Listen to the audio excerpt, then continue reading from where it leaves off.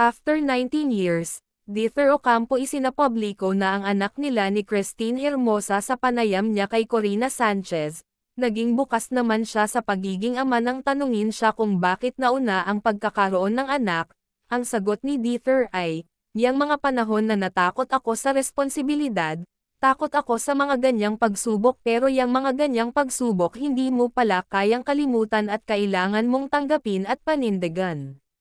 At kamakailan nga lang ay binasag na ni Dieter ang kanyang katahimikan at inamin na nito na si Christine Hermosa ang tunay na ina ni Dream kahit na nasa kanyang pangangalaga si Dream ay hindi naman nakalimutan ang kanyang responsibilidad sa anak, di umano di naman nagkulang at naging mabuting ina sa kanilang anak, itinago man daw nila ito sa publiko ay para sa katahimikan ng lahat at ayaw na nilang magulo pa ang kanyang masayang pamilya.